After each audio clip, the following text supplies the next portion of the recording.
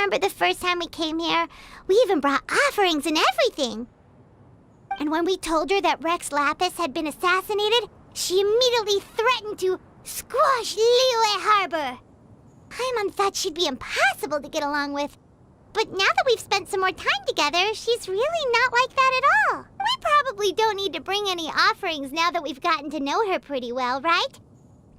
Still, Paimon's got some snacks around here somewhere, so if she really wants something, we can just use that. Huh? Traveler, did something catch your eye? Whoa, what a pretty lady! Is she also here to visit Cloud Retainer? Yeah, you're right. All it takes is one look and you can tell she's someone special. As expected of that bird lady, really. She must have a whole bunch of Adepti friends from all over the country. Okay, but if we're both friends of Cloud Retainer, then we're basically friends by association, right? Want to go up to her and say hello? Helping you make more connections is a part of Paimon's job as your reliable guide.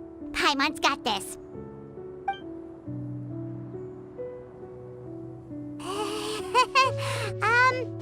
Hello.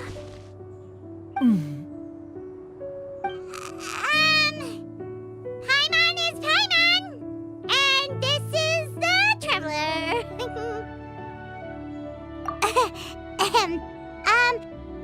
Paimon doesn't think we've met, but we're also friends of Cloud Retainer. May we have the pleasure of learning your name, Madam Adeptus? You two... What is this tomfoolery? Has this shift in form so clouded your eyes that you no longer recognize one anymore? Wait, you're... Huh? You're the illuminated bird? But you look... human! How did that happen? Oh, donning human form is scarcely any test of one's abilities. As for your confusion, one merely had no reason to indulge such inclinations before. So, you're indulging now because? Well, one has made plans to pay a visit to some disciples at Liyue Harbor. Taking on a human form for such a trip is simply a way to make matters less conspicuous. You? Worrying about keeping a low profile? You're the one who likes to pop up out of nowhere all over the place.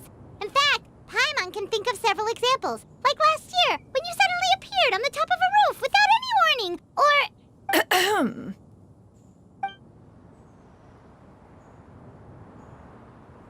Hey, didn't we agree not to bring that up unless she asked? Oh? So you have taken care to follow the proper rules of etiquette after all. Most commendable.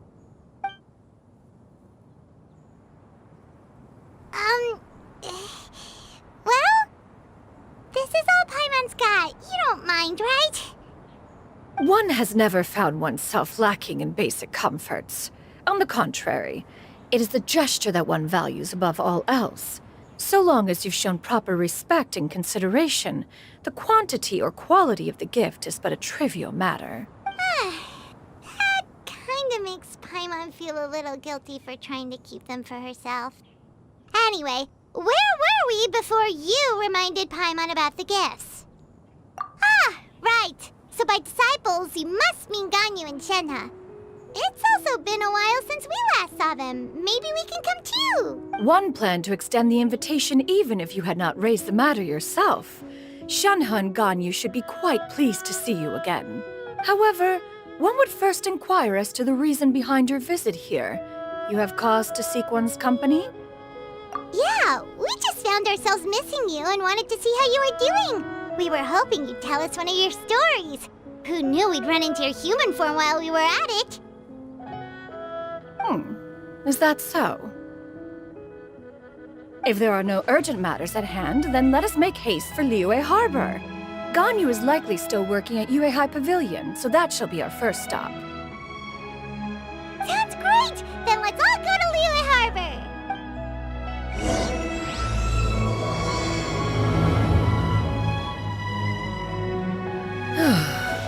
Ganyu has been quite busy with work as of late. One can count on one talon the number of times she returns to Mount Outsong each year. Xianyun has also secured employment recently. In her correspondence with me, she wrote that she shall have no need to return for the foreseeable future. Did they think one was so easily mollified? One shall investigate everything with one's own eyes and decide for oneself if their living conditions are satisfactory.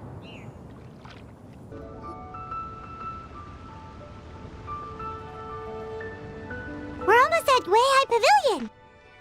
Hey, do you think Ganyu will be shocked to see Cloud Retainer like this? Guess we have no idea if Shenhe and Ganyu have ever seen her in this form before.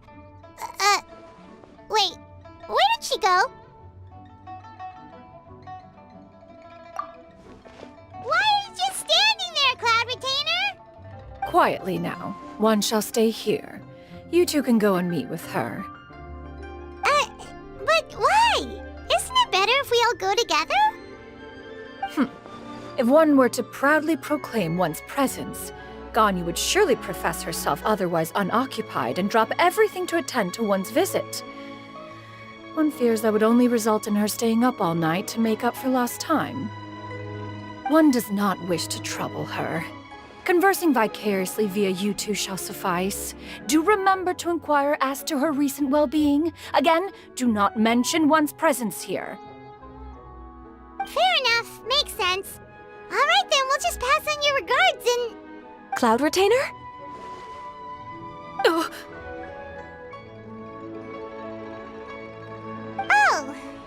busted. Is that lady someone you know, Miss Ganyu? She is indeed. I'm sorry, Huixin, but could we delay the upcoming meeting for a little bit? I believe my schedule today is quite full. Although, perhaps I could move some work to later in the evening. Oh, not to worry, Miss Ganyu. I'll make the necessary arrangements right away. Thank you, Huixin.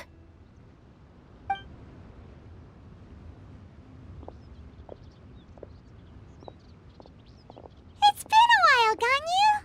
Greetings. What brings you here today? And Cloud Retainer, too. It's been quite some time since I last saw you in this form. You are quite mistaken. One is not acquainted with this Cloud Retainer of whom you speak. One is simply a mere mortal passerby. Huh? Seems she's not buying it. That was but a simple test. One did not expect you to be able to recognize one so easily, especially after so many years of only seeing one's other form.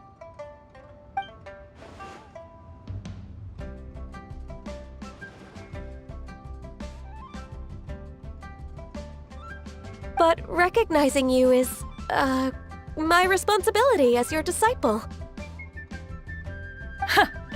An apt observation. One was simply passing by while attending to some important business. One thought it would only be fitting to pay you a visit while in the area. Wait, Paimon wasn't aware of any important...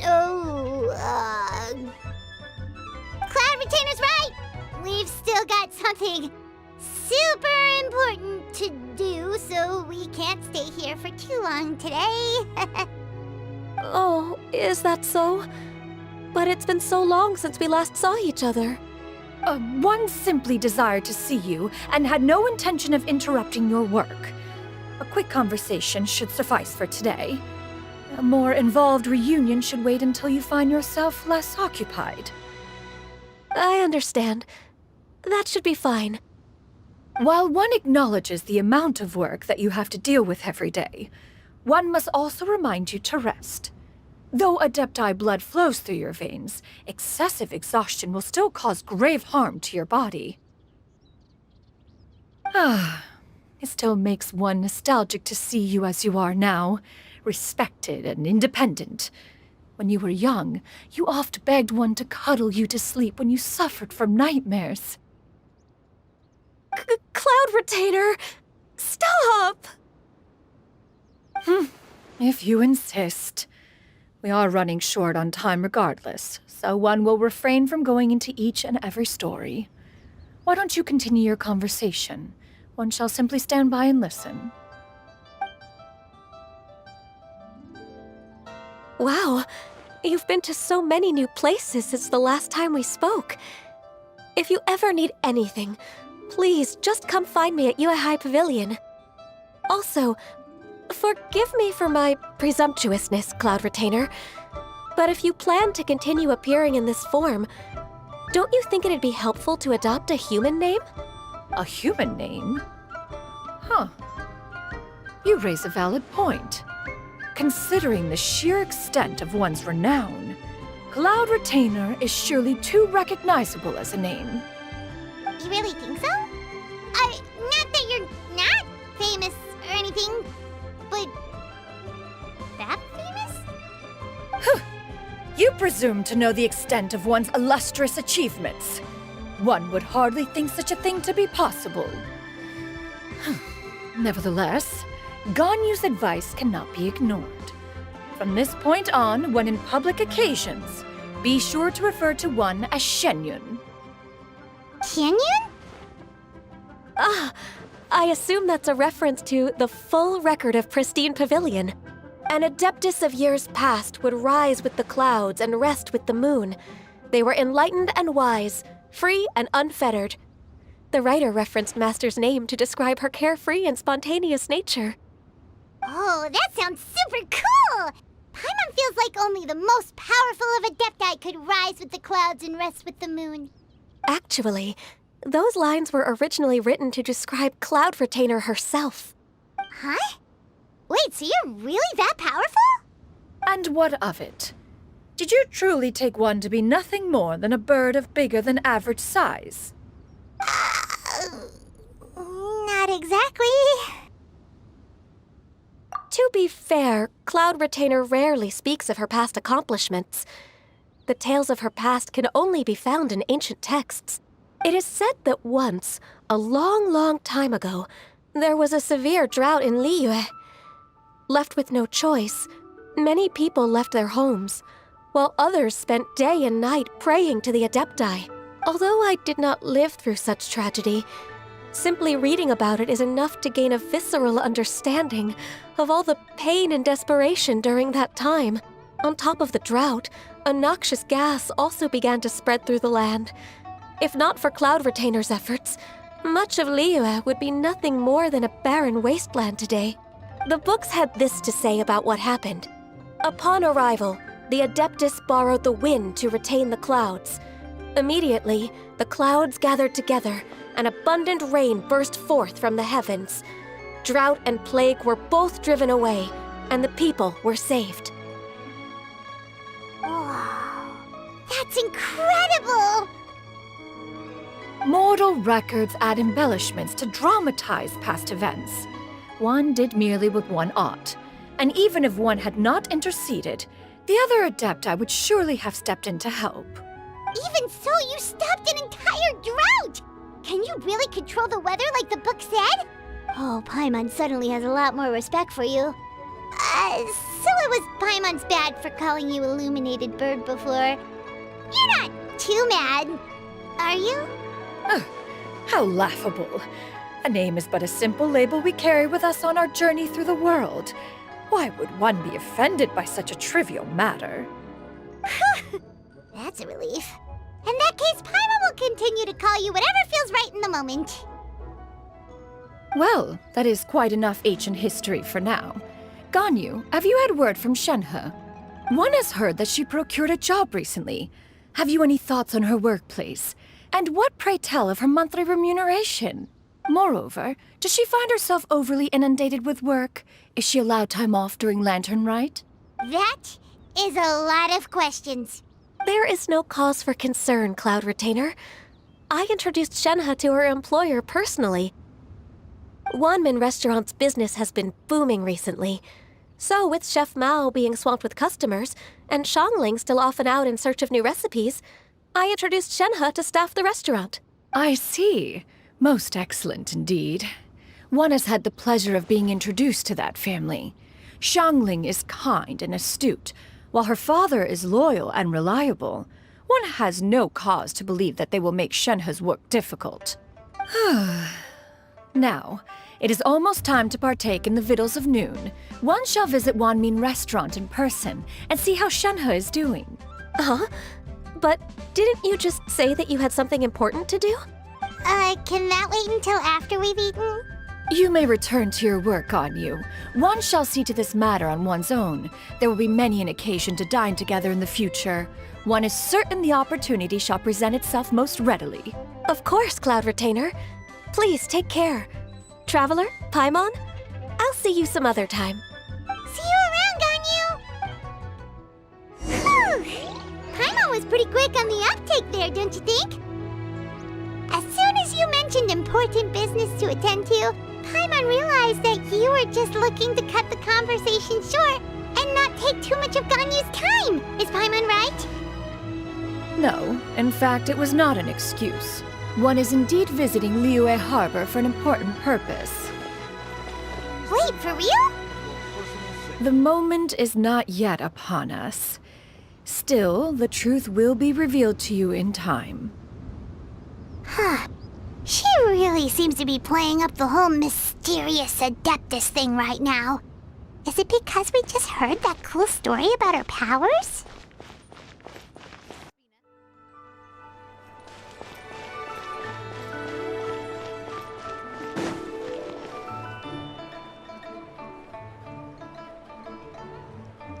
You get what I'm saying, right?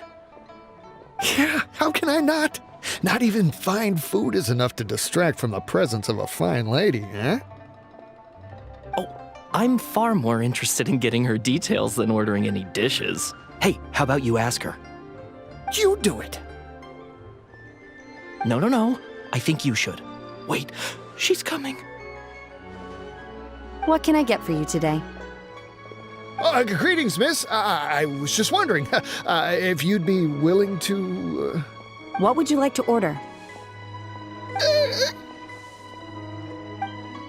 2 servings of Mora meat to go. Good chat. Bye.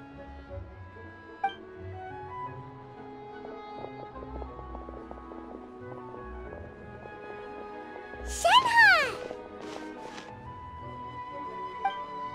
Welcome. It's been a while. May I take your order? Don't welcome us as guests and greet us as old friends in the same line. It's weird. Mm-hmm. Oh, and this is? This is Miss Xianyun. Master? Huh? One does not recall ever revealing this form to you before. How were you able to ascertain one's true identity with such ease? I've trained and lived with Master for more than 10 years. I would recognize you no matter what form you take. You... Is something the matter, Master? Hardly. One simply learned of your employment from your letter and came to check on your well-being. And check out the great food, too! Indeed. It's almost lunchtime. My apologies. I'm still on the clock and can't talk for very long. Well, if it isn't the Traveler and Paimon, are you here for Shenhe? The lunch rush isn't in yet, Shenhe. So I've got things covered for now. Go ahead, sit down and enjoy some time with your friends. I'll let you know if things pick up. Thank you, Chef Mao. Woohoo!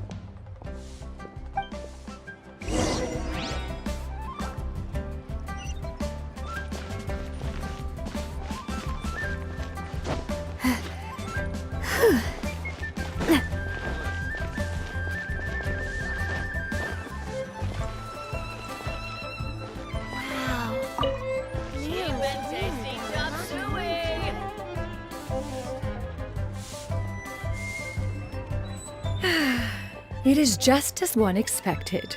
The owner of Wanmin Restaurant is indeed a most reasonable and accommodating human.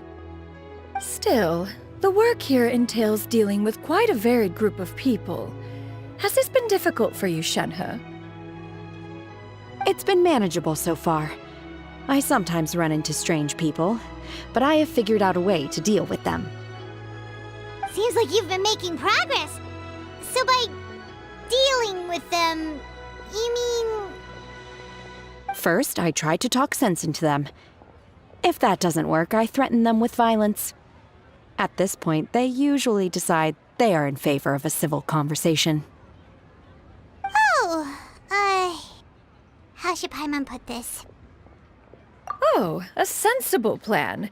One is gladdened to see you integrate so well into human society.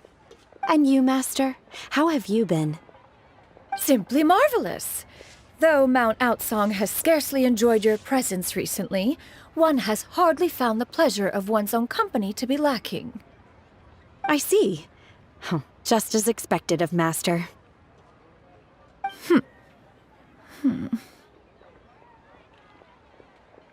I have missed Master quite a bit too. Even though work has been busy lately, I've already had a conversation with Chef Mao about taking some time off soon to visit Master. Oh, you did? Do make note of such matters in your letters in the future. There's hardly a need to keep one in suspense. Whoa, her mood shot up just like that. By the way, Master, since you are in Liyue Harbor, have you had the chance to visit Ganyu? Indeed. She is similarly preoccupied with her work. There was time only to exchange a few simple pleasantries. Ganyu told us the story of Cloud Retainer's name. It was amazing. We never knew how powerful she was before. I see. In that case, allow me to also share a story about Master's past. Oh? Is that a problem, Master? I believe this to be a good topic of conversation. No, not a problem. One was simply caught off guard. But no matter. Please, proceed. One is most curious to see how much of one's own conversational prowess you possess. Master once participated in a race against Mooncarver. After Mooncarver lost, he insisted that Master's ability to fly gave her a natural edge in such a contest. In response, Master agreed to forego flying in return for being able to use one of her devices in the race. Mooncarver accepted, only to find Master with a brand new device on the day of the contest. Huh, what kind of device was it? It was a mechanical vehicle made out of iron. What was it called again? Oh, an electro-powered bicycle? Oh, you refer to the bicyclical Thunder Flashmobile. One spent 49 days conceptualizing and crafting it. It need only be infused with adeptal energy, and it can cover thousands of miles in one day. Oh, it boggles the mind why Mooncarver ever supposed he might best me in a contest of locomotion. Though he sprinted with all his might, he could barely keep up. Alas, the one flaw of my mechanism lay in its weakness against mountainous terrain. One was thwarted mere seconds from victory, when it was thrown off course and failed to make it across the final stretch. Truly a most unfortunate turn of events. Anyway, do go on, Shenhe. Master, that was the end of that story. Is that so? With you gone, one has seldom felt the desire to call upon those old fossils for another contest. What is a race without spectators, after all? Have you been lonely, Master? Lonely? At one's age, entire human generations come and go in the blink of an eye. Even one's own self-directed musings can span several days and nights. 'Tis a most foreign sentiment. The mere mention of it is preposterous. What is the reason for that look upon your face? It's nothing. It's just... Well, Paimon gained a lot of respect for you after listening to that story of you summoning the rain and everything. But all it took was a few words out of your mouth and it's like you're back to being that illuminated bird again. I was just a little bit confused. Which one of the two is the real Cloud Retainer? To me, they are both, Master. One is the Master that's widely revered by the people, while the other is the Master that I respect and adore. Huh. one finds oneself exalted yet again with sweet words of praise and flattery of a most extravagant nature. You chose to exalt one with your words, yet you refuse to grace Mount Outsong with your presence for any extended period of time. One would almost question the sincerity of your estimations. This is not to say that your words paint an inaccurate picture. One has always lived by a single ideal. Eschew all action and abide by no rule. One does as one pleases and speaks as one pleases. Others may critique or praise as they see fit, yet one places little weight in such judgments. She got like, what, 2 sentences of flattery from her disciple, and it's as if her ego is about to burst. Do you have any empty tables?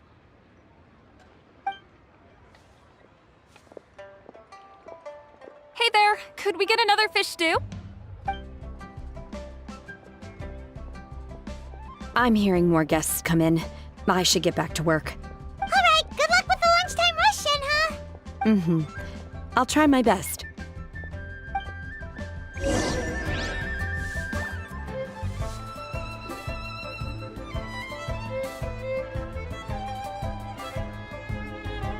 So much yummy food! Paimon's gonna feast! One is fond of all kinds of delicacies and delights in a multitude of flavors. The dishes here demonstrate no shortage of culinary skill. Their unique flavor profile has left one more than satisfied.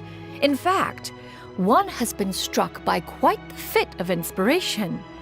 One has already begun to conceptualize the next generation of supreme cuisine machines. Everything's so tasty! A bit too hot at times, but still super tasty. I'm sorry, miss, but our tables are full. Shall we try somewhere else, Granny? But it smells so delightful. Can we really not eat here? My poor legs can't go on for much longer. Well, you could always check with some of the other guests and see if anyone's happy to share a table. Okay, I'll ask around.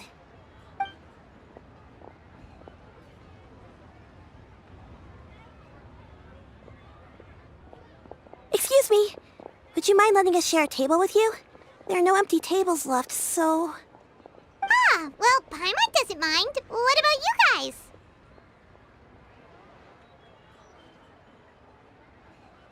Great! Thanks so much. My name is Xianyun, and this is my granny, Yuendai. Granny? Yep. Is there something wrong with that? No, Paimon's just a bit surprised. She looks so young. Yeah. A lot of people compliment Granny on her youthful looks, but she's actually much older than she appears.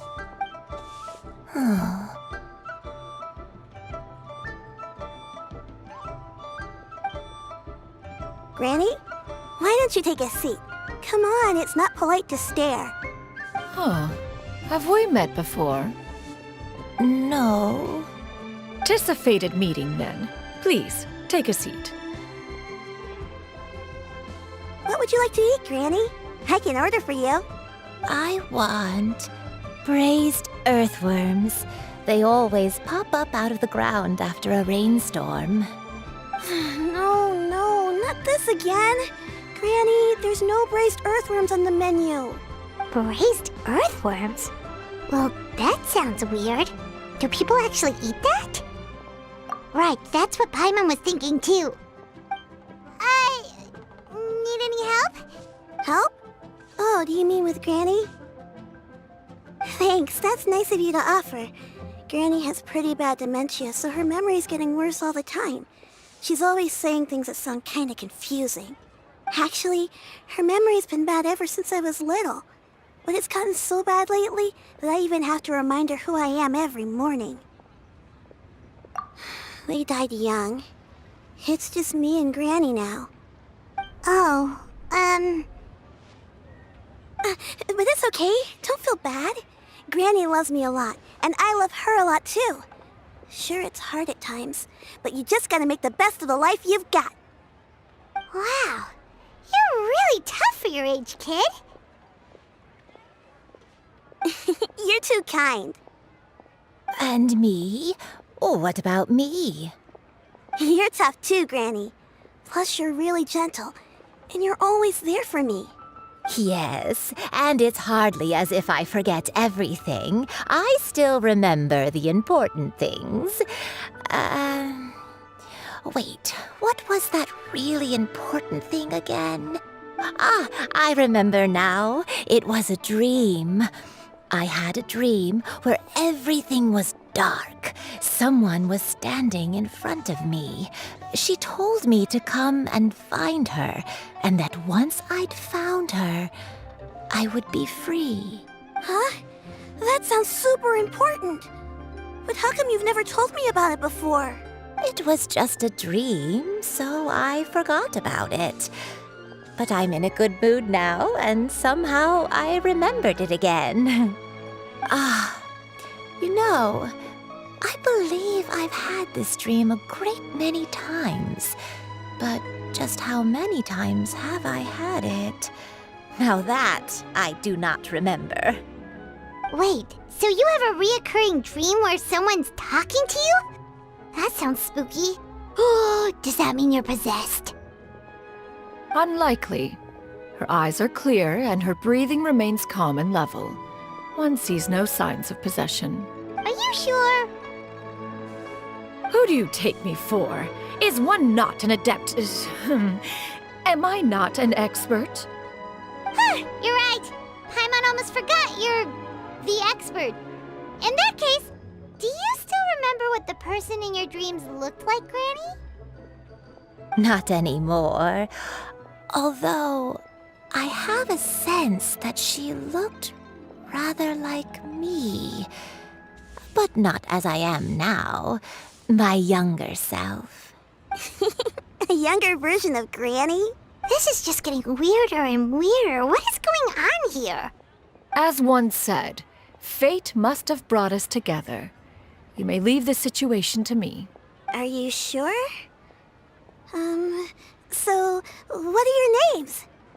Paimon's Paimon. Just Xianyun is fine. Thank you all so much for offering to help. But first, I'm sorry for asking, but, how do you want us to pay you back? Oh, we don't need any payment for this. Thank you so much. You're welcome. But Miss Xianyun, what exactly can we do to help out this granny? All we have to go off is that dream. Where do we start? That is elementary. Since her dreams portray her younger self, then we shall retrace the steps of her youth. Once we have revisited those places, her memories will likely return. Sounds like a plan. So, Granny, do you remember which places you went to when you were young? Why, of course I do. The heavens above, the earth below, the wispy clouds, and the emerald mountain streams. Okay, taking that as a no. I might have an idea. Once, when I was really little, my dad told me that Granny used to be a martial artist heroine who saved loads of people from a disaster. If it's true, then maybe they wrote about it in the history books or something. A martial arts heroine? Oh, Shinto knows tons about Liyue's chivalric traditions. If anyone knows about the heroes of the past, it's him. Let's go find him at the Xianyun Commerce Guild. Are you leaving already? But I'm still hungry. I'll go order some food, Granny. If there's nothing on the menu you especially want, I'll just get a few different things. It seems we must part ways for now. The Traveler and Paimon are bound for the Xianyun Commerce Guild, while Yuendai and Shuyu shall remain here and partake of their lunch. As for myself, I have matters to discuss with Streetward Rambler. Streetward Rambler? Oh, you mean Madam Ping! Precisely. Let us meet at Yujing Terrace once you are ready.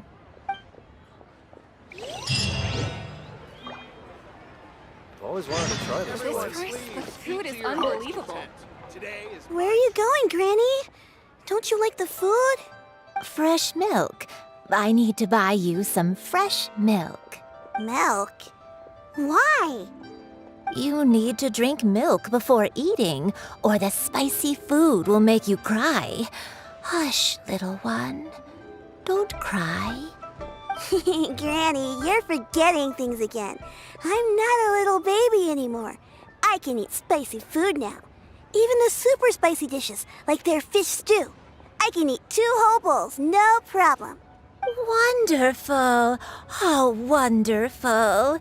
My darling grand...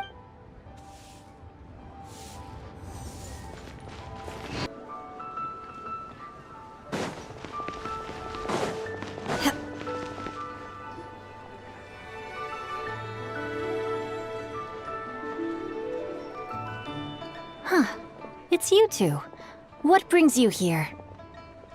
Xinqiu! Great, we found you! We wanted to ask you about something.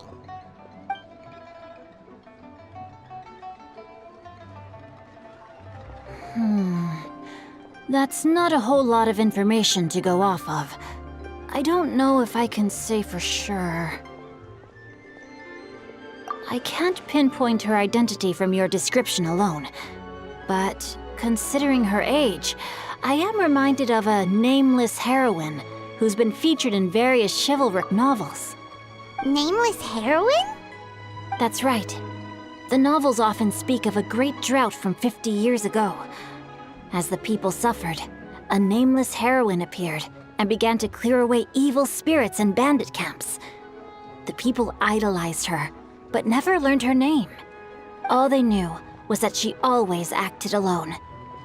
Later, though, she supposedly fell in love with a similarly noble-minded exorcist from Mount Tianheng. They were well matched in more ways than one, often fighting together as a fearsome duo of otherworldly strength. After the drought ended, the heroine and the exorcist left the public eye and began living a reclusive life in the mountains.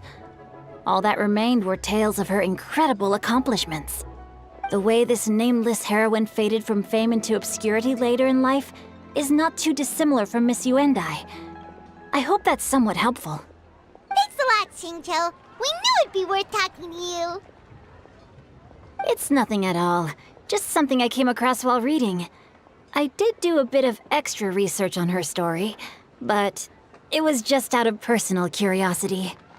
Well, Paimon still thinks that's super cool. Oh, wait, Xingqiu, if you've read up on her, do you know of any places often associated with her? Let me think. In the novels, the nameless heroine always appeared near one of 3 places. Wangshu Inn, the area just north of Jueyun Karst, and Qingyun Peak. Perhaps the real-life heroine who inspired the character was also often seen near those 3 places. That would explain why those locations appear in the various novels written about her. You're welcome. To be honest, I found some parts of the story confusing when I first came across it. If Miss Yuendai was indeed the original inspiration for the character, she may just be able to help me put the pieces together. It's rare for a chivalric hero to fade into obscurity during their lifetime, even after retiring from the public eye. But no one ever saw or heard from the nameless heroine again. There were even rumors that she became extremely ill. I've never understood why someone would go to such lengths to erase themselves from public memory. It's almost as if she was trying to hide from something. There's probably far more to the story than what's been written. We'll be sure to tell you if we manage to uncover the truth. That's a deal. Perhaps, behind the truth of it all, there lies a story more fantastical than any work of fiction. Paimon feels like we just learned so much from Xingqiu. A drought, a nameless heroine, a life of seclusion. Wait, why does the story sound super familiar? Oh, right! There's a drought in this story, too! Xingqiu, are droughts super common in Liyue or something? Well, they used to be. But people have long since developed methods to prevent them, like by cultivating the soil or digging canals. So while droughts do happen from time to time, they are rarely regarded as true disasters. The drought 50 years ago is probably one of the worst we've had in the last several centuries. The crops withered, the streams ran dry, and the monsters in the mountains became rabid and agitated. Countless caravans were attacked, and people who lost their homes came together to form bandit groups. What started as a natural disaster soon became a human tragedy as well. That sounds awful. Yeah, and that's exactly why the nameless heroine was so beloved. She must have been someone of true integrity to do so much for the people while asking nothing in return. Still, as terrible as that drought was, it was nothing compared to the truly calamitous disasters that befell this land in ancient times. They say that back in those days, disasters were both more severe and more common. Only the strongest of Adepti could hope to dispel the ruin and devastation. Do you have any other questions? We're good for now. We're just going to head back and meet up with Miss Xianyun and the others again. Paimon hopes that Granny Yuendai will be able to remember more of her past. She used to be a great hero who saved many people. So sad that she can't recall any of it. Anyway, we'll be off now. See you some other time, Xingqiu. Thank you so much for your help. It's no problem at all. Safe travels.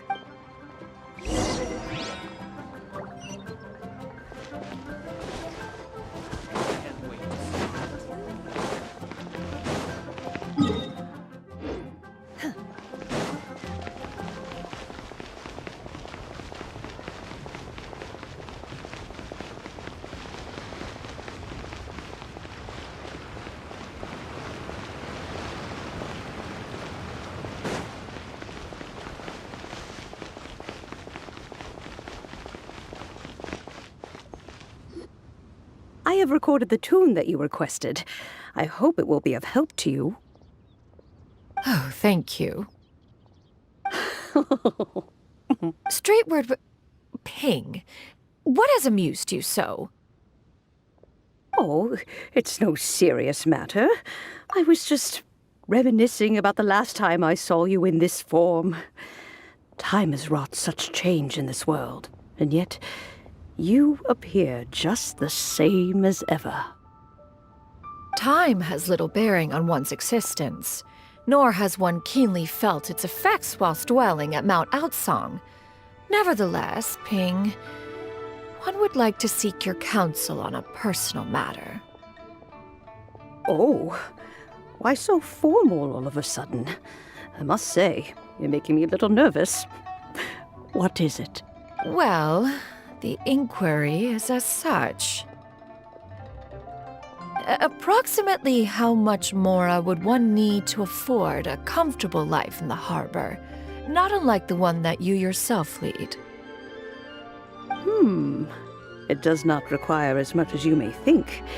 Still, do you mean that... Cloud Retainer, Madam Ping! What are you two talking about? Nothing save for some trivial matters. Have you unearthed any useful details? Xingqiu has a theory, but let's save it for when Chuyu and Miss Yuendai have joined up with us again.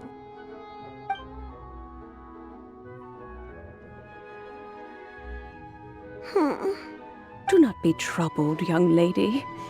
Here, have some tea. Thank you so much. What do you think, Chuyu? Does it match up with what you know of your granny? According to the story, the nameless heroine eventually fell in love with an exorcist from Mount Tianheng. Maybe that's my grandpa. I don't have many memories of him, but there was this one time I found a box in our attic full of a bunch of weird sigils. I think so too. Granny might remember something once she's returned to a familiar place. What marvelous tea. I can taste the dew's sweetness in this cup. It's as if I was taking a stroll in the mountains, thoroughly one with nature and at peace. Is that so? Then please drink as much as you like. There's no need to hurry. At our age, it's always nice to slow down and take the time to appreciate pleasant conversation among friends. Thank you. Okay, since we have the time, Can I ask you something? Sure thing. What would you like to know? I have a secret I want to tell you. Let's go talk over there.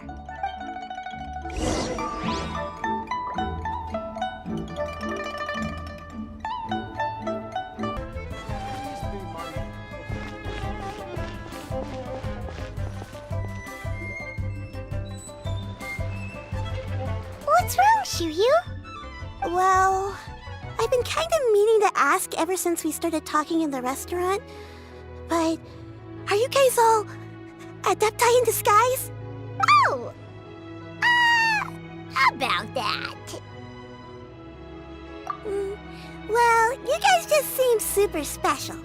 Plus, I think I might have heard Miss Xianyun call herself an adeptus. Oh, must have been a slip of the tongue.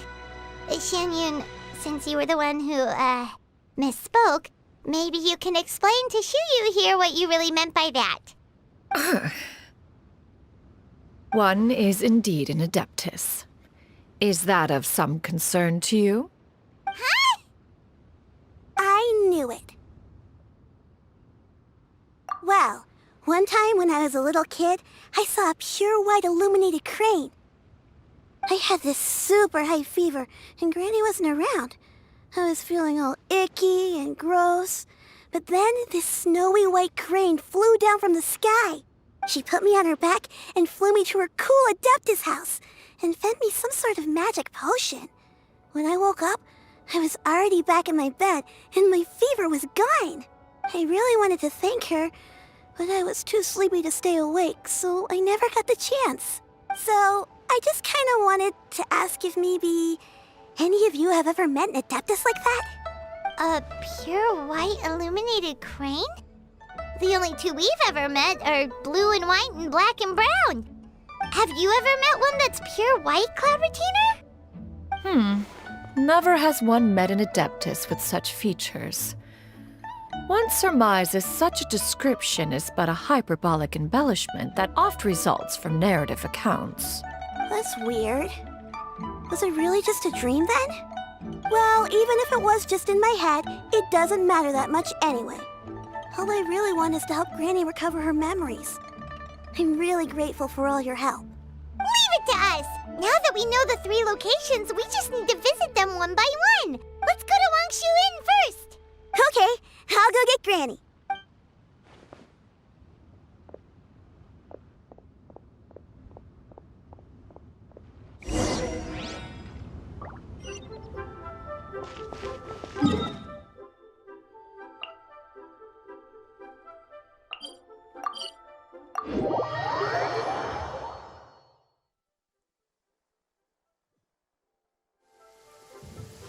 Wangshu Inn. Wangshu Inn. Do you remember this place, Granny? Yes. The fish here is very delicious. And if you look out into the distance, you can always spot a bird that's been left behind by its flock. I believe I used to have a room here. It had a window. Yes, I spent a lot of time looking out that window. Which room was it again? Let me look. I'll come with.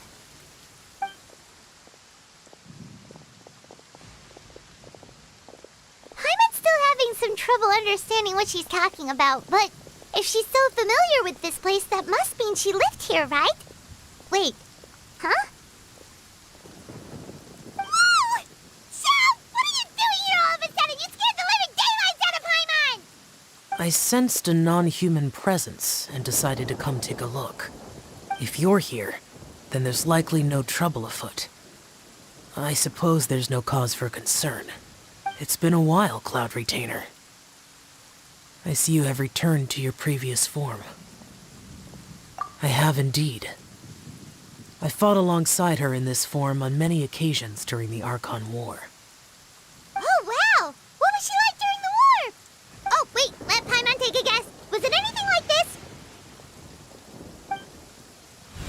Behold, the glory of one's newest invention, the bang continuous fire mechanism. Hands up and surrender, or be prepared to face the full might of the Adepti.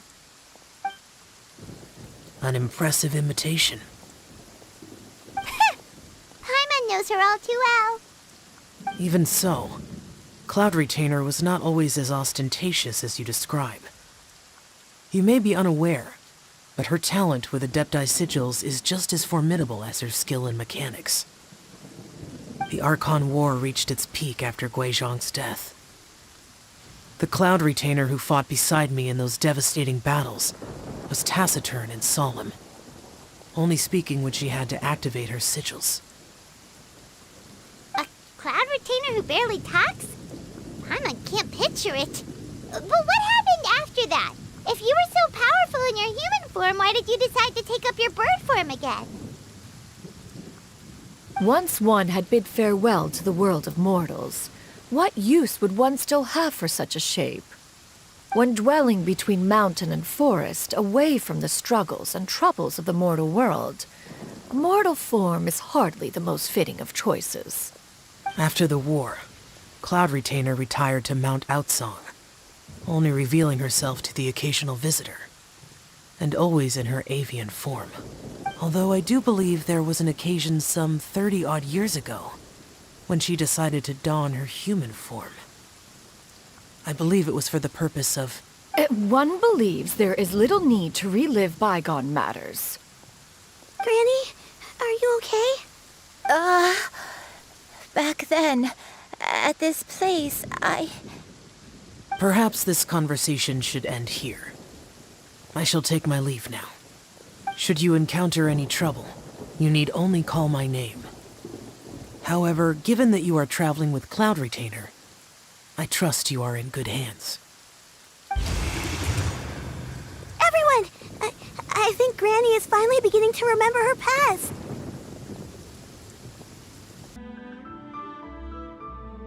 Slowly now, calm your mind and recount what has been recalled.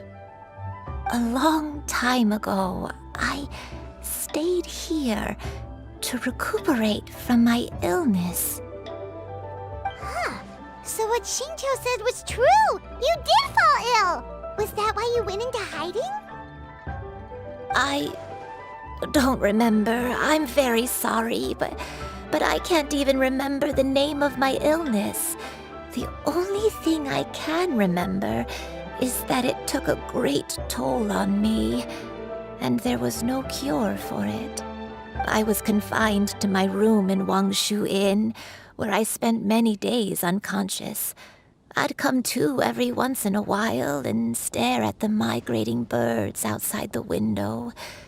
It was a solemn sight. I remember crying, but I'm not even sure I knew why. One day, I met a traveling merchant.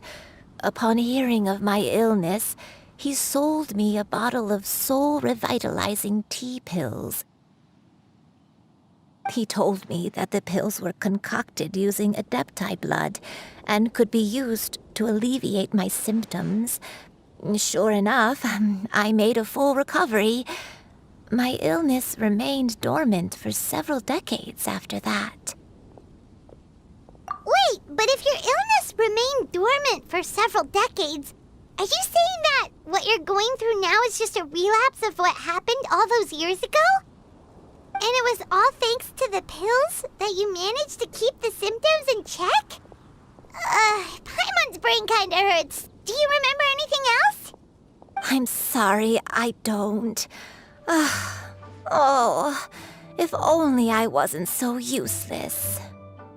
Hey, you're not useless. You've done so much for me. Watched me grow up. Raised me. How could you say that about yourself? Oh, fret not, dear child. Granny was just a bit frustrated. That's all. The recovery of a person's memories is a gradual process. Finding pieces of one's past is always superior to not finding anything at all.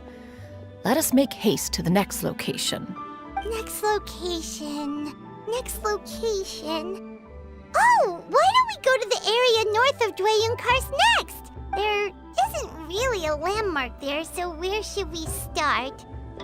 Oh, Paimon's got it. Let's check out the houses in the area first. After all, if she was there for any length of time, then she would have stayed somewhere, right? Oh, Paimon's really got her thinking cap on today. At this rate, we'll recover all of Granny Wendai's memories in no time.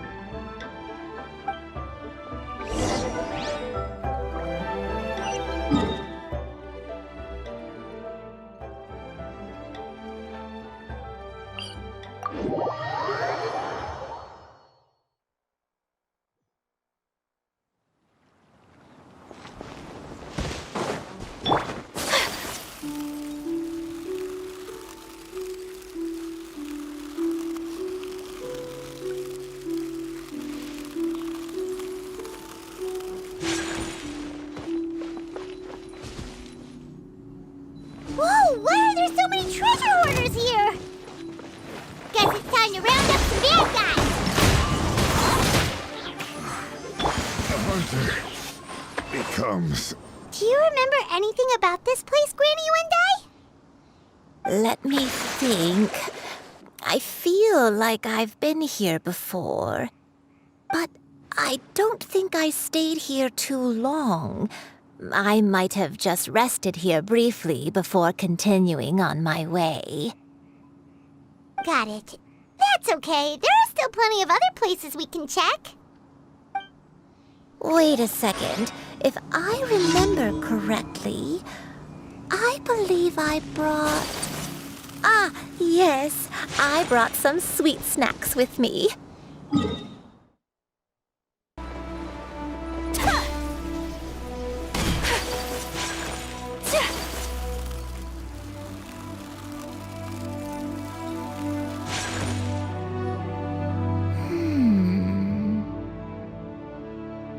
I don't remember this place at all.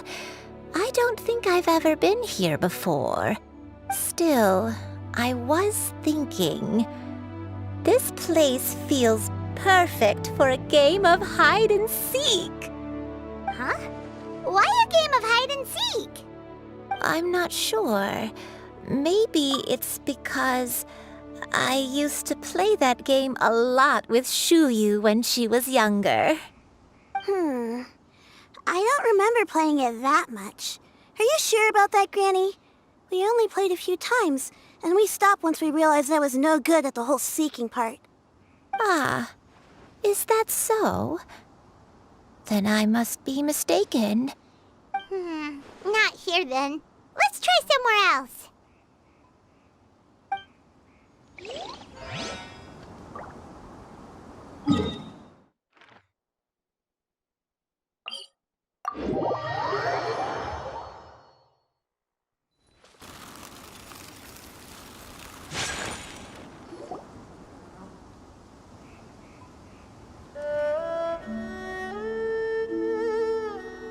Paimon sees an abandoned house! Why don't we take a break over there?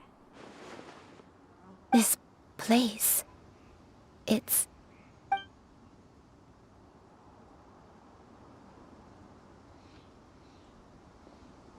Did you remember something, Granny? I remember. Xianyun, this is where your father was born. It was a moonless night. I had been injured, so your grandpa was supporting me. We fled together with some being in the fog behind us in hot pursuit. I had exhausted my strength when the labor pains came on, so we took refuge in this house. Your grandpa set up a barrier outside, but neither of us knew if it could hold the monsters back. I remember that night. I remember falling to my knees, reciting a prayer over and over. I alone am the source of this sin. Punish me as you wish for forsaking my oath, but spare my innocent child. Sin? Oath? Did you do something wrong? I don't know. I don't remember. I only remember praying in the darkness with all my strength until the sun finally rose again and the fog cleared out. Eventually, the house was filled with the sound of my baby's first cries. That baby was your father. My dad? He was my pride and joy, and so are you, Xianyun. You're so much like him, and I love you both so much. But you're always going to be different from me. Why? Just what did I do? I don't care what you might have done, Granny. You'll always be the person I love more than anything. You're too sweet, Xianyun. I'm lucky to have you with me. If not for you, I would not have had the courage to come here, to try to remember what I had forgotten. All right, let's not stand around any longer. There's one place left, yes? Let's go take a look. If one recalls correctly, the next place should be Xianyun Peak. Yuandai, how fares your health? I may be a bit slow, but I'll do my best to keep up. I'm sorry to keep everyone waiting. Climb on. I shall carry you to the top. Oh, such lightness of weight. All those who grow old grow frail in the end, do they not? First, you lose your memory, then your health. Eventually, you end up losing everything. My only wish is to depart this world with a lucid mind, to free myself of this torment and the burden it places upon others. Fret not. You have my aid in this endeavor.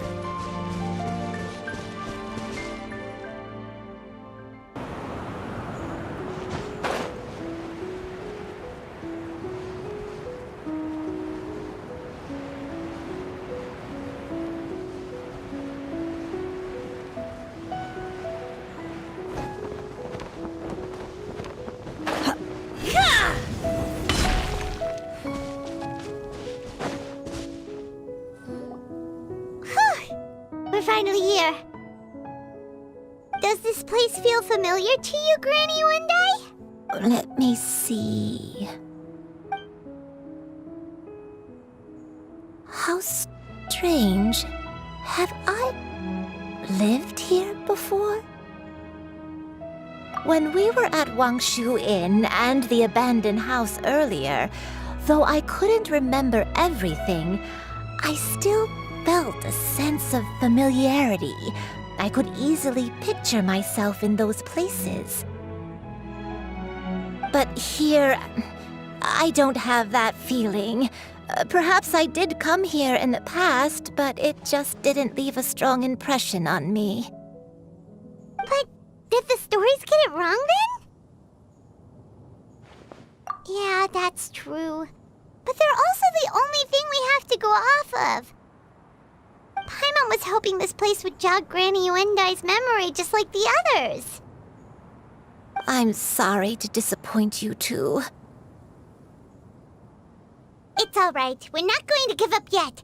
We'll figure something else out. Just you wait. Thank you. If only I could remember. Huh? That way. What's that mountain? Oh, let Paimon look! Huh? Isn't that Mount Outsong? Looks like we've come full circle. Mount Outsong. Mount Outsong. Granny, are you okay? Don't push yourself, Granny. It's okay if you can't remember. You shouldn't do something that makes you sad. Mount Outsong, What am I really? Mount Outsong holds some familiarity to you? It does, but I can't go back. Are you feeling unwell? My head, it feels all heavy and dizzy.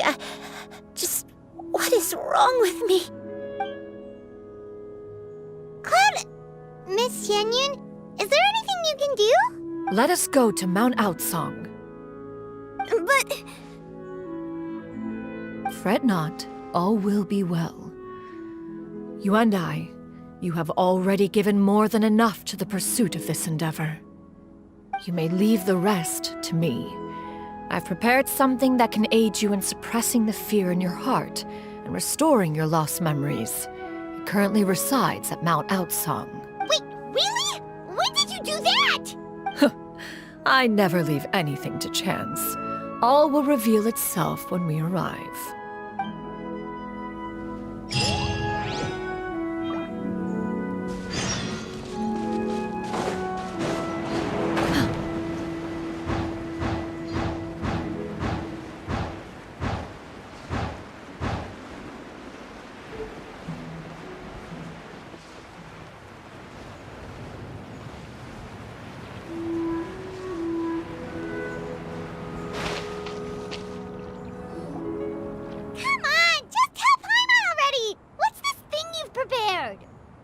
Here, this is it. Huh? But isn't this the mechanism that you were tinkering with when we first got here? Oh, is it another invention of yours? Precisely. A recent one at that.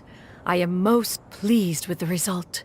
I call it the Suspensus Somnium mechanism. It periodically releases a soft breeze, which when paired with a gentle adeptal tune, can help the listener subconsciously relax and even enter a semi-hypnotic state. Soothing agitation and anxiety, relieving exhaustion and insomnia, its potential uses are numerous indeed. And of course, it can also aid in the recovery of lost memories. Whoa, what a cool gadget!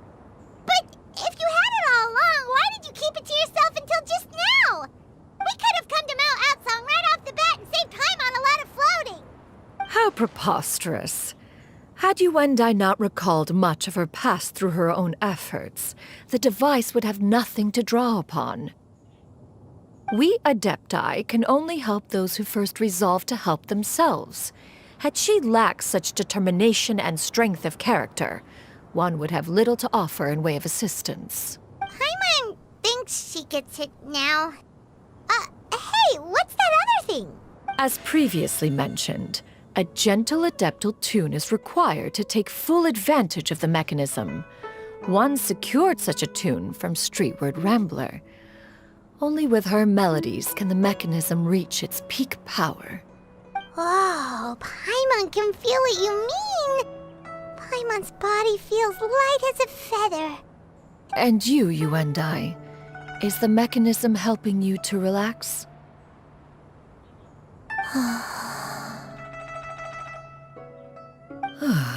It appears she has already succumbed to the depths of reverie. Come, join one on this side. We shall give her some time to herself.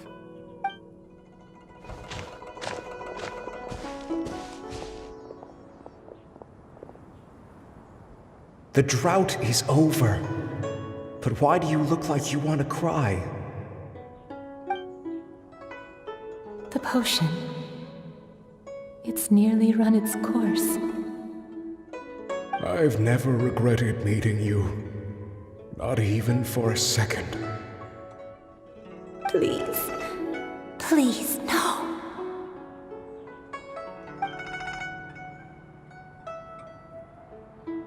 Have you forgotten?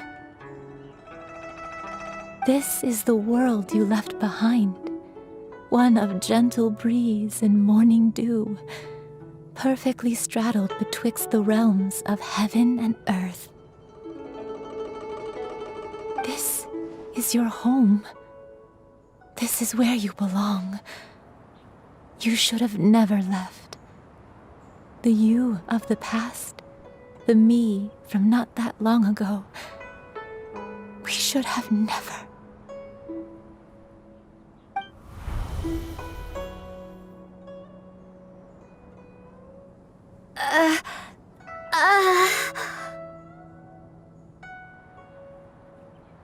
So that is the truth. No wonder this place is so familiar.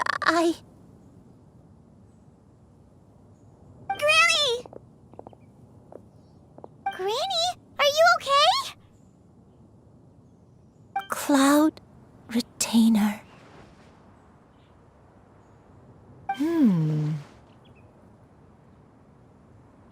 Your memories have returned? Wait, did you just call her by her full name? Does that mean you already knew each other? Yes, I now remember everything. Granny, please don't cry. I'm here. I'm here. Oh, don't worry, my dear child. Granny is fine. I'm so sorry, everyone. You've gone to so much trouble on my behalf. It's all come back to me now. The most important thing that I had forgotten was the truth of what I once was. One can sense the guilt that now plagues your conscience. Reclaiming a truth long buried is sure to come with a myriad of complex emotions. Perhaps one should recount the story on your behalf while you compose yourself. No, it's okay. Now that I've remembered, I must face my memories head on. Shuyu, everyone, I cannot thank you enough for all your help. I'm ready to tell you my story, if you're willing to listen. Please, Granny, don't force yourself. What happened in the past doesn't matter. I love you more than anything. Nothing you say can change that. I know, dear child. My feelings for you are exactly the same. It is for this reason that you deserve to know the truth. Some time ago, I made a terrible mistake. One for which I could never atone. Is this the sin that you mentioned in Xianyun Karst? What happened? I am, in truth, not a human being. My real form, one that I held for centuries, was that of a wild crane. I spent many, many years living on Mount Outsong, bathing in the soft breeze and drinking the sweet dew of the mountains. At some point, I somehow gained wisdom and sentience. The Lord of the Mountain, Cloud Retainer, became aware of my existence and began to share many stories with me. She even passed on the secret of cultivation to me.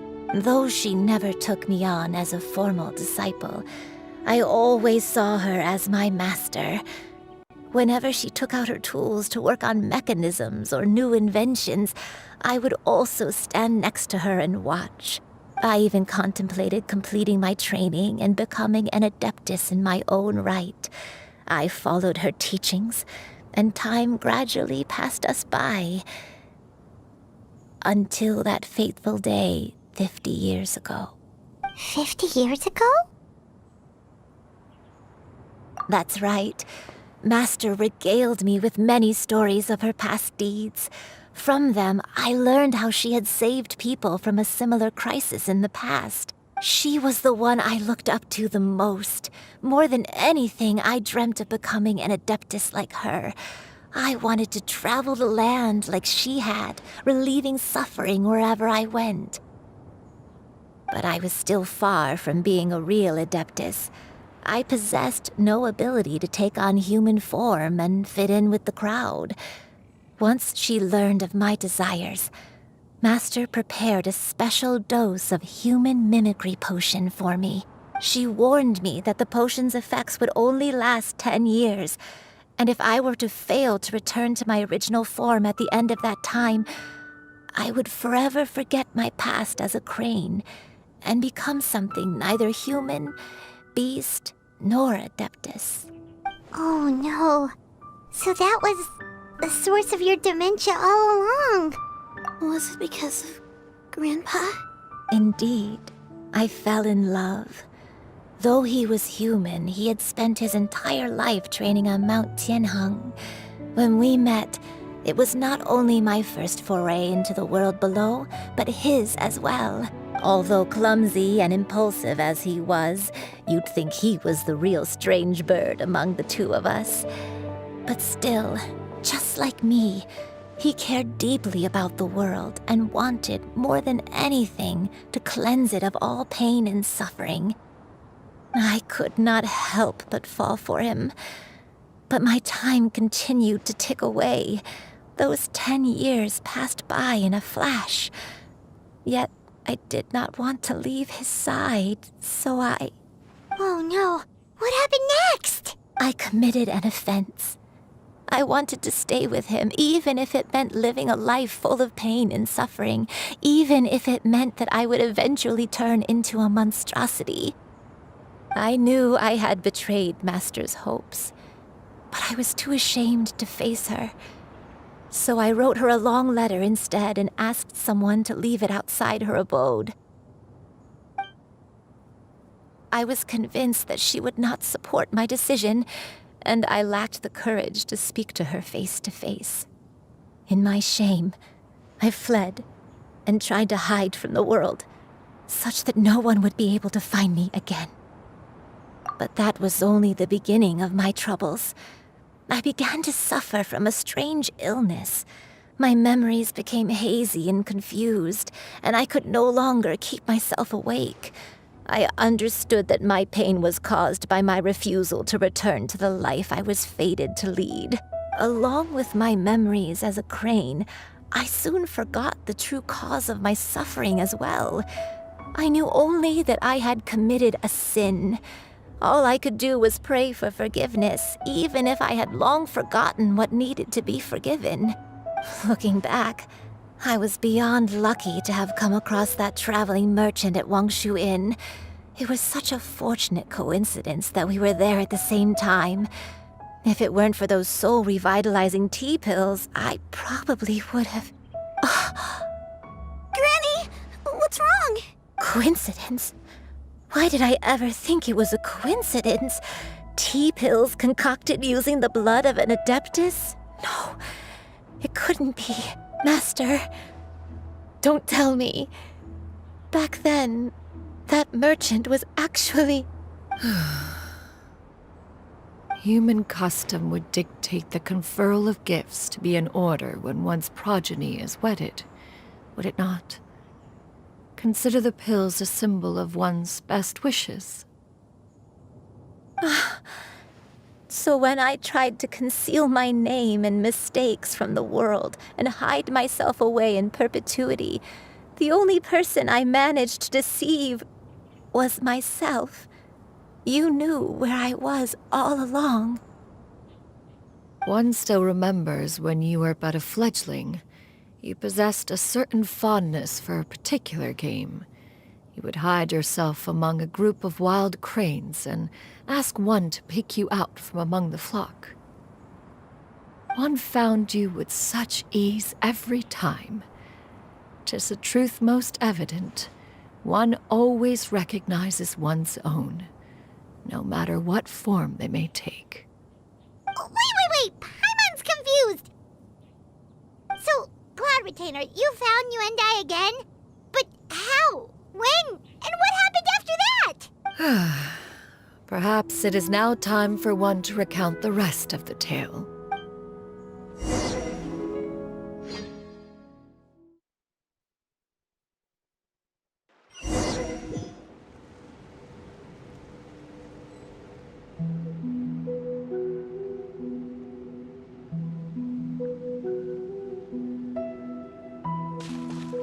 One was furious upon receiving your letter. Seized with anger, one set out to bring you to your senses.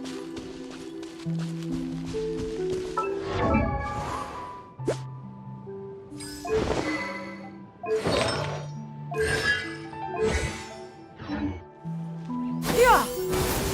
Scatter!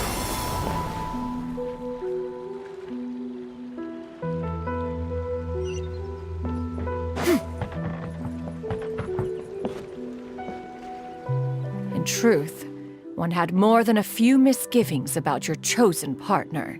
As an exorcist, his talent was lacking. One could hardly say his skill with sigils was any better. But soon, one came to appreciate the devotion he bestowed upon you during your illness. He never uttered a complaint and rarely left your side. Unwilling to begrudge someone of such character, One decided to overlook his aforementioned deficiencies. Glaric wishing to grant you a life without regrets. One gathered many divine ingredients and used one's own blood to create a form of medicine. Though imperfect, it managed to suppress the more dire effects of your illness. As for how to deliver the medicine, after much contemplation, one eventually decided to perform the deed oneself. One took great care to alter one's features and select the appropriate attire. Only after meticulous scrutiny did one finally set out for Wangshu Inn. As one expected, you were most ignorant of one's true identity. You showed not even the slightest inkling of recognition. One was quite torn. Should one have celebrated the success of one's disguise, or mourn the loss of your acquaintance?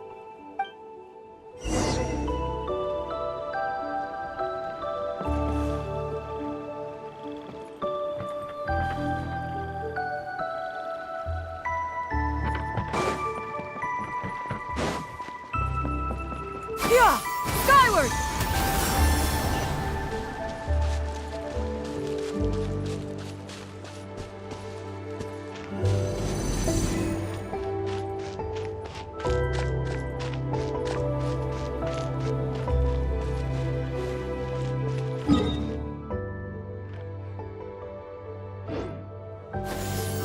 Nevertheless, one would speak to you about another matter, if you are amenable. Even considering your loss of memory, one was simply flabbergasted that you could so easily forget the consequences of consuming medicine infused with Adeptal blood. Its proclivity to attract monsters is hardly that complicated of a concept to remember. To think that you tried to travel while weak from sickness and heavy with child. Had one not intervened to clear the fog, all of you would have been lost during the night. Skyward!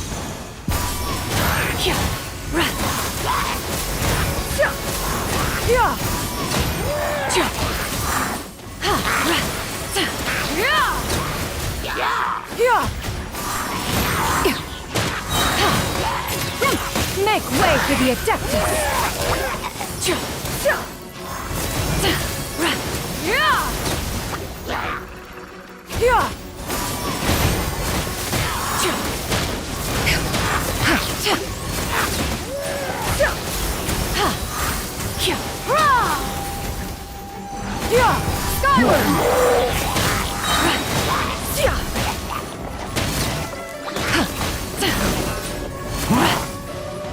Seize the skies!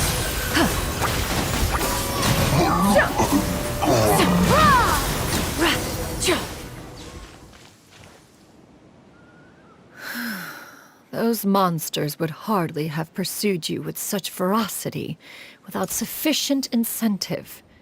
They were likely incited by the presence of godly remains. Said godly remains, in turn, were likely drawn to the trace of one scent on your body. One was, after all, an active participant in the Archon War. Some of the gods were likely shattered by contraptions of one's very making. In the end, one was relieved to see you endure through the night. At the break of dawn, one heard an infant's cry pierce through the air, and one saw you carefully cradle the child to your chest. Although certain mortal matters remain foreign to me, one could not help but be moved by your joy. To see you happy, that was more than enough.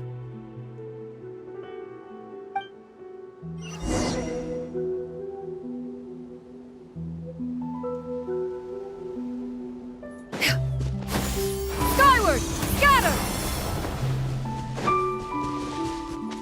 Now you should have a complete understanding of the events. Wait! But if that's true, then the crane who took care of me when I was sick must also be... Ah, one had almost neglected to recount the absurdities of that tale.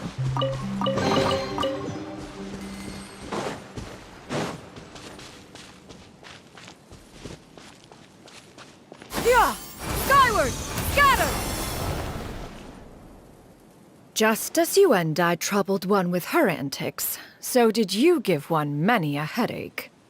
Upon finding you burning with fever, one made plans to bring you back to one's abode for treatment.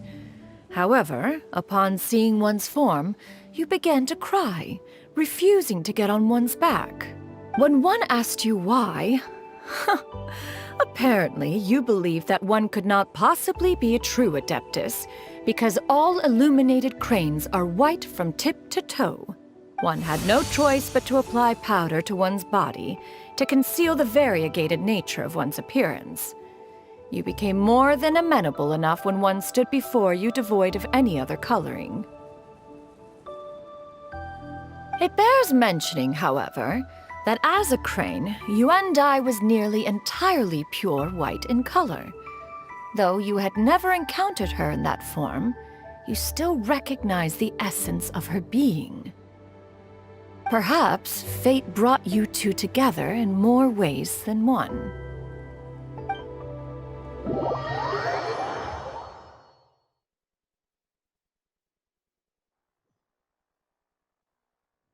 Now all has been revealed.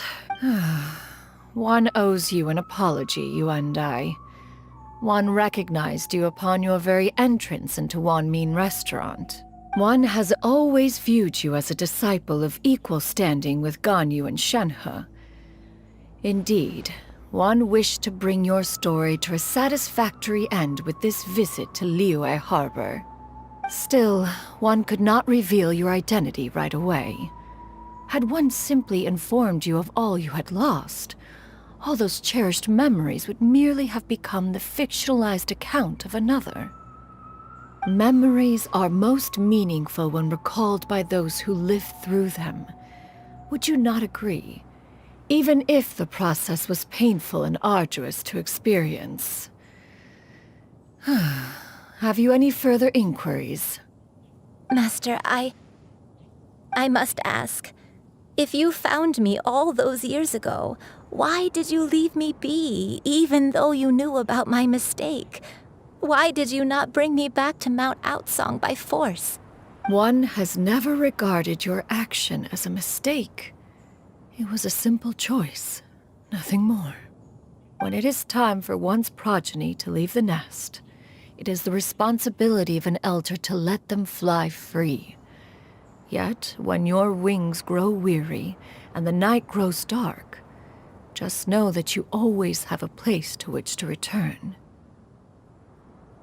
'Tis a refuge referred to by many a name in mortal writing. Home, nest, haven. Whatever its denomination may be, its essence remains quite unchanged. One speaks, of course, of a place not unlike one's own abode.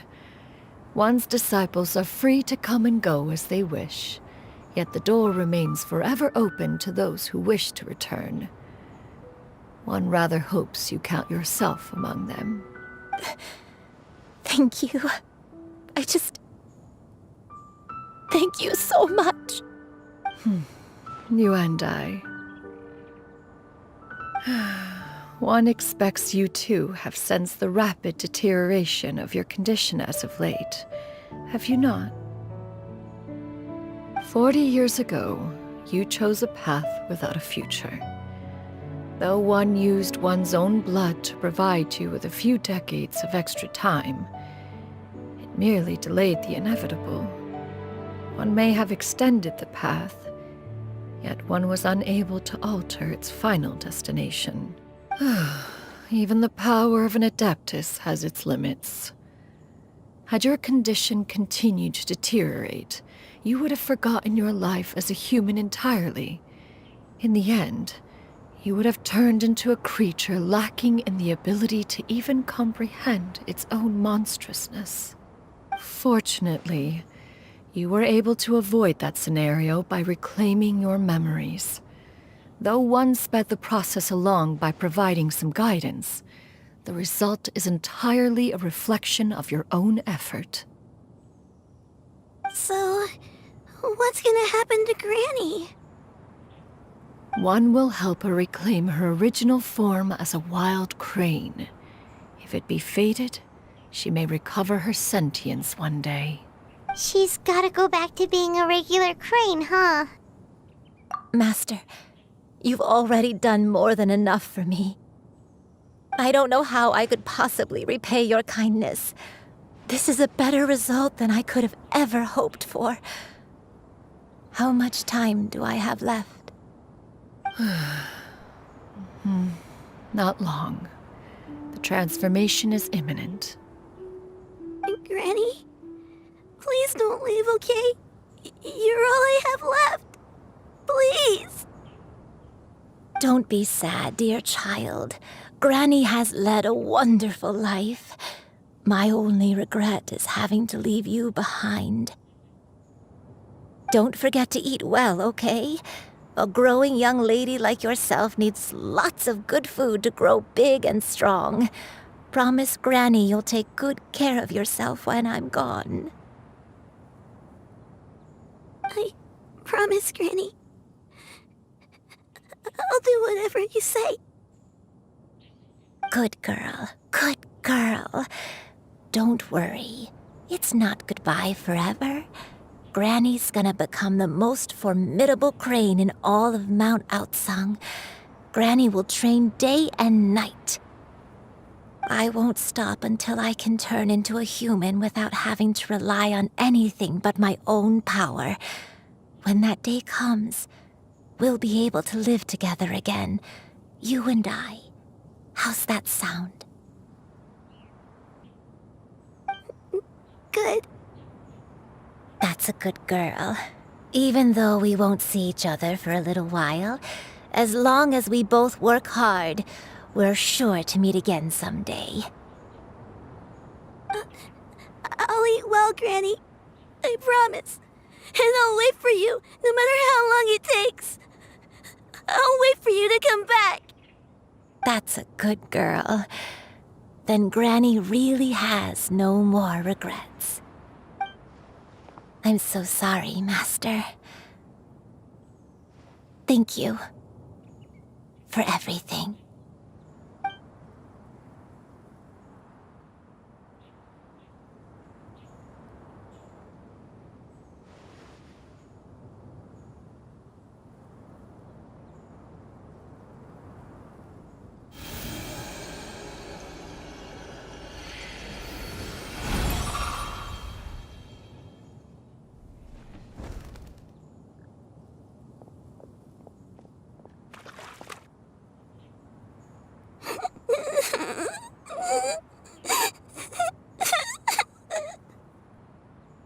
Xianyun. Let her be. At her age, crying is a natural, if not fitting, response to such an event. Tears are a necessary part of maturation. Sometimes there is scarcely a better vehicle to wash away the toll of stress and misery. Now that the issue has been resolved, you should also take a moment to relax. Give yourself some time to rest.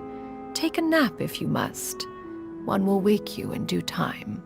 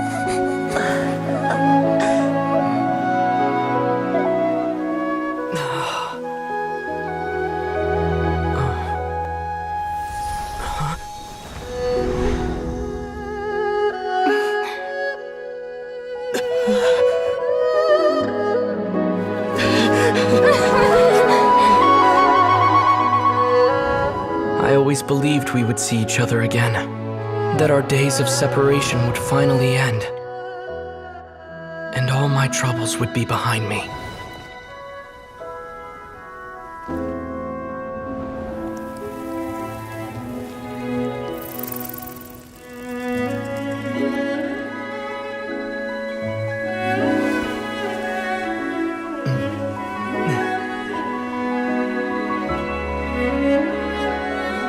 If only things could stay this way forever.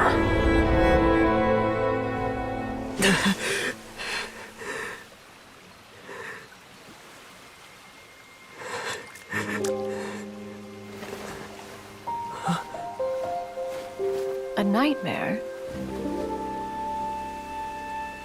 Curious. If you're relaxed, shouldn't your dreams be pleasant? It was a good dream. It's just... You weren't ready to wake up.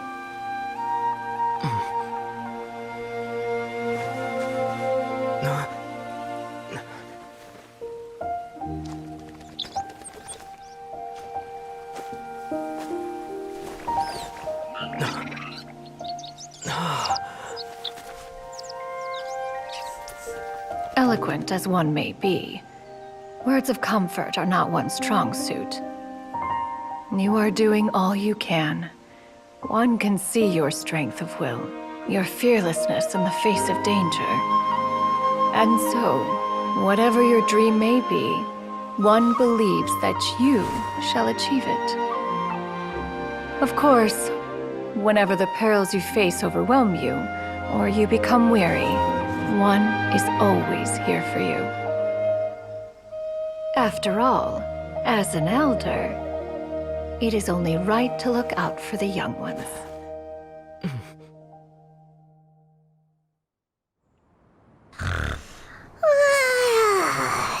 Grilled chicken drumsticks. Huh?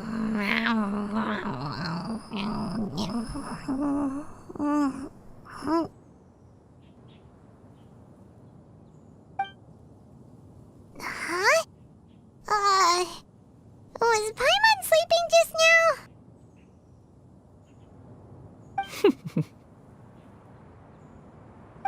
Oh, Paimon wasn't talking to you. Paimon had a dream about eating grilled chicken drumsticks, that's all. Madam Adeptus? Oh, Xianyun, you're awake. How do you feel? I feel a little better. Thanks. I know I'll see Granny again someday, so I don't feel so sad anymore. Madam Adeptus? Could I, ask you something? Oh. And have you reasons for this sudden interest?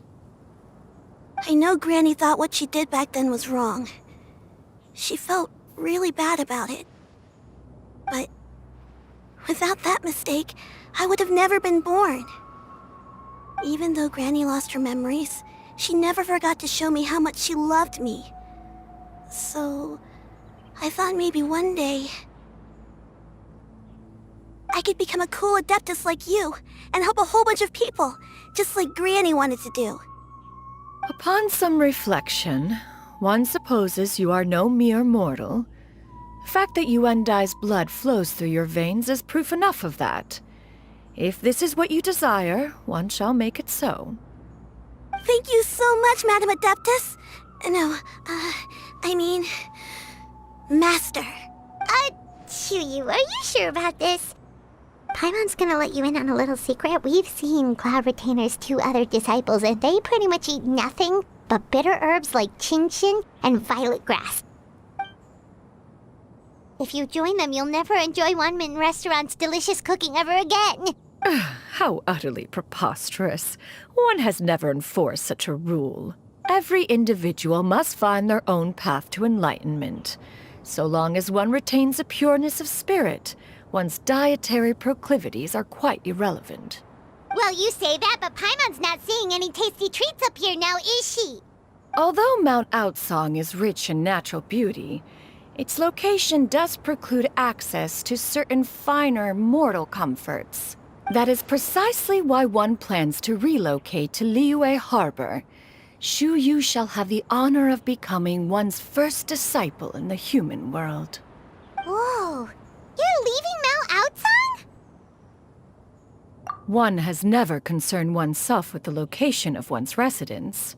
From the very beginning, one has sought only solace and peace. Yet in the end, all of one's disciples ended up in Liyue Harbor. Ganyu, Shenhe, Yuandai. They all chose a life among the mortal world. One has reflected on this fact for many years now. One can only assume that it is due to some failing on one's part as an elder or master. A failing, perhaps, of recognizing what it was they truly wanted.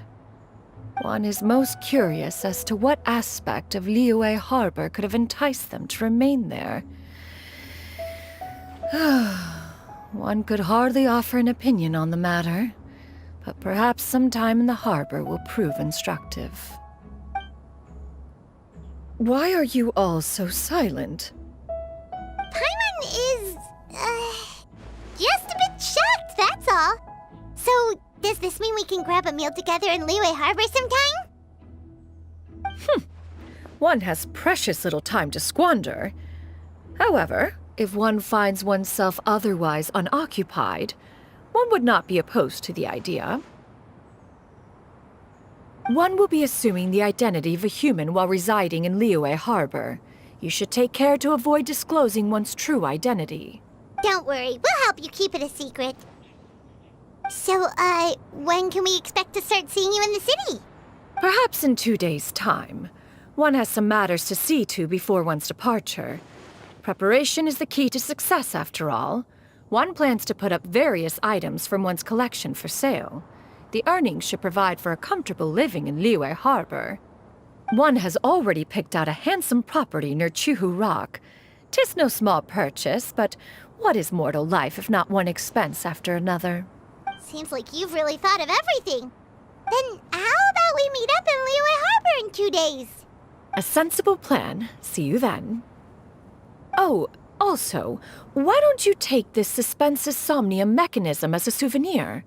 Anytime you should feel ill at ease in the future, you may try quieting your mind and sitting in meditation as you listen to its melodies. It might help you find a new perspective. Awesome! Thanks, Cloud Retainer! Hey, didn't we promise Shincho that we'd tell him what we found out? Should we make a trip to the Feiyun Commerce Guild? It's totally up to you. So, about your move to Liyue Harbor, you gonna tell the other Adepti about it? I have left an explanatory note in my abode.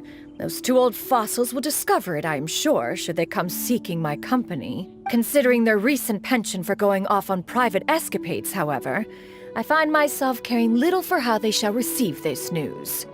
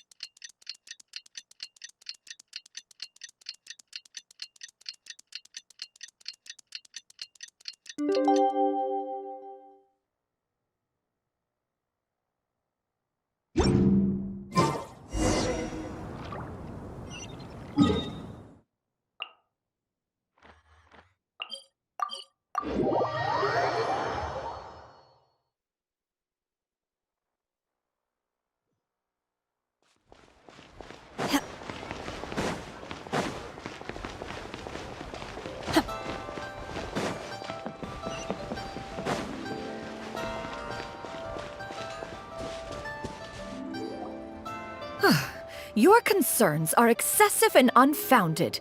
This is but a simple collection of ordinary valuables. Such intense scrutiny is hardly necessary. To be quite honest, your insistence on that fact is my primary cause for concern. In what way are any of these ordinary? Every single item here could be worth more than everything I own combined. I simply can't risk shelling out that kind of mora without proper scrutiny. If I'm wrong, I would never be able to earn it back, not even if I worked every single day for the rest of my life. I have to be careful. Yes, you can never be too careful. We're here, Clow! Miss Xianyun, what are you guys arguing about? Ah, perfect timing. This ignoramus is questioning the authenticity of my wares. I'll have you know, these items have remained untouched in my personal collection for several hundred years. To question their legitimacy is pure folly. Several hundred years? Indeed. They're family heirlooms, you see, passed down over many generations, as families are wont to do. Yep, they've definitely been around a while. We can vouch for her on that one. Hear that? Had I not found myself in need of Mora, I would scarcely have had the heart to part with them. Indeed, you should consider it an honor to even have the opportunity to behold them with your own eyes. Doubt their authenticity any further, and I may just decide to take them to another buyer. Whoa! Please don't go! I apologize for any insult, miss. You see, I know full well that I lack the knowledge to judge the true worth of these items. If you could wait but a moment, I've hired an expert to appraise them for me. He should be here shortly. An expert, you say? Very well. I will wait for a little while longer, then. Traveler, Paimon, this is my new residence. If you have cause to seek my company in the future, this is where you can find me. Master! Oh, it's you two again. Hello. Xianyun! You got a new outfit! It looks great on you. Mm-hmm. Master made it for me. I like it too. Huh? You know how to make clothes? Do I know how to make clothes? With the support of the proper mechanism, sewing is hardly a challenge. Master, I brought in most of my stuff. There's a few boxes left, but they're kind of heavy, so I just left them outside. Fret not. I shall help you move them into your room. Actually, I should probably sort through my stuff a bit first. Everything's kind of messy right now, so maybe you could, not look yet, Master? Yeah, that'd be great. It appears my young apprentice has her own fair share of secrets. No matter. Do what you must, child. Now, this expert you mentioned, when can we expect their arrival? Soon. Ah, there he is! Here, allow me to make some introductions. This is Mr. Zhongli, a well-respected consultant at Wangshang Funeral Parlor and an expert in all manner of valuables and antiques. Mr. Zhongli, this is Miss Xianyun. She's the one who's looking to sell the collection of valuables I mentioned earlier. Huh. Ah, if it isn't Miss Xianyun. It has been quite some time since our last meeting. What a serendipitous reunion. Indeed, most serendipitous. Have you been faring well as of late, Mr. Zhongli? Quite well, thank you. I was fortunate enough over the past few days to enjoy both a stroll in the mountains and a fresh brew of tea from the most recent harvest. The experiences left me with such insight and peace. Huh. So you two are already acquainted? Indeed. How fortunate we are that fate has brought us together again. If you are otherwise unaware, allow me to inform you that Miss Xianyun is a well-regarded collector and appraiser. She is well-versed in all fields, and oft-celebrated for her impeccable taste. You stand to gain much from this opportunity. You are too kind, Mr. Zhongli. True collectors pride themselves on their wealth of knowledge and eye for detail. I can say without a doubt that you are foremost in that regard. Why, you flatter me, Miss Xianyun. It would seem that you are as self-effacing as ever. Not at all, Mr. Zhongli. Not at all. While I am loath to butt into this conversation, I must ask, you two already knew each other, and you seem to have quite a cordial relationship. Can I be certain that you're not working together to swindle me? I mean, you never know. Huh! A preposterous accusation. The heavens themselves would collapse before we would conspire to do such a thing. Miss Xianyun speaks the truth. Contracts are built on honesty and trust. If that proves to be beyond your capabilities in this instance, this transaction may be taken elsewhere. Say no more. Let us depart. I jest. What fool would still harbor doubts after Mr. Zhongli himself has vouched for the goods? Miss Xianyun, wait!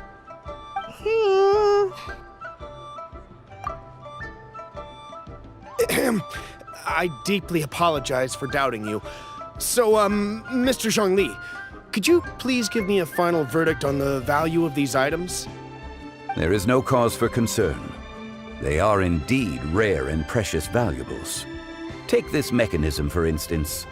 Though one may not immediately perceive its purpose, its structure and appearance are exquisite enough to merit it a place in any fine home. The same can be said for this one here. Few could hope to possess an item that so perfectly blends mechanical wonder with geometric grace. I am sure you have heard from your travels that the study of mechanisms is among the most wondrous arts in this world. With that in mind, I earnestly recommend procuring every last item in this collection. All right. Since I hired you as my consultant, Mr. Zhongli, I shall, of course, trust your good opinion. Then, in that case, Miss Xianyun, I'll take the lot. However, since the final sum is quite large, how about we start with an initial deposit through the Northland Bank? The Northland Bank? Huh. Oh, you refer to the fiduciary house. Oh, very well. I fear people only use the term bank nowadays. In that case, I'll be off for now. I'll return to collect the goods once you've received the funds.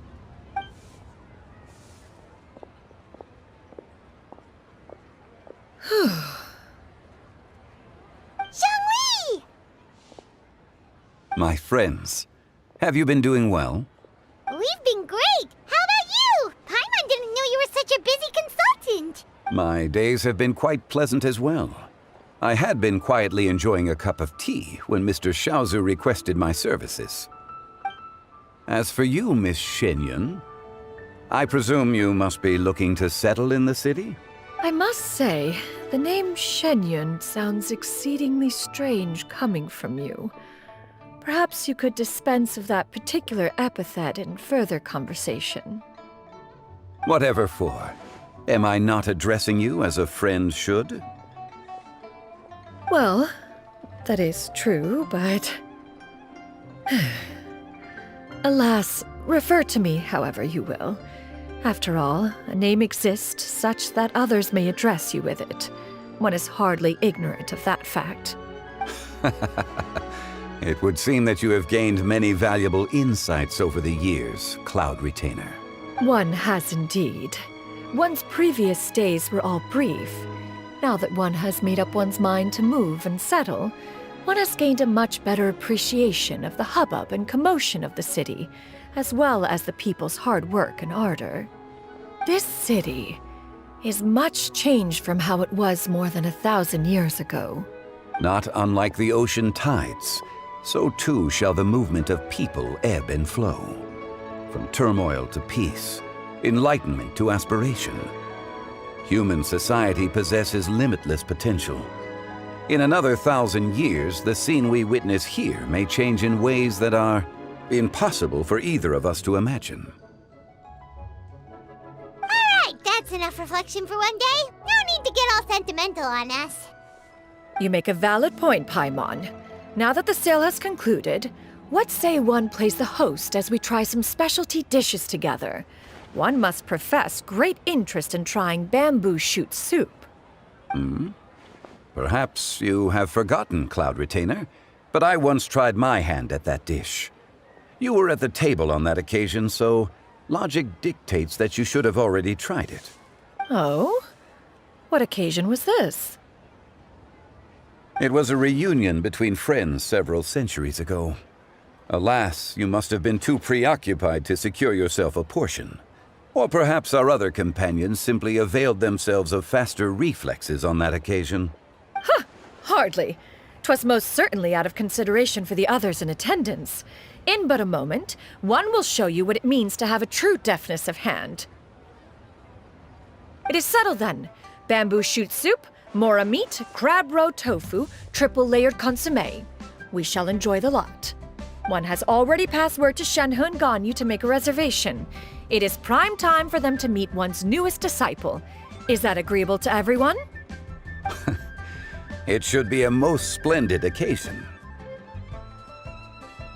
Xiu, come now, it is time to dine. Ah, this gentleman over here is Mr. Zhongli. He is,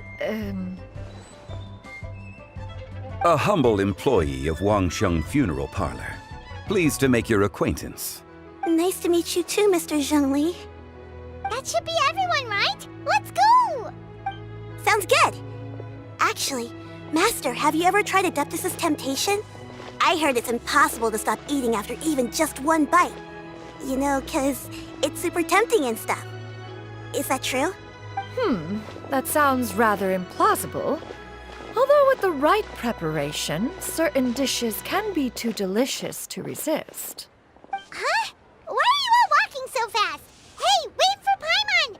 Hey, wait up!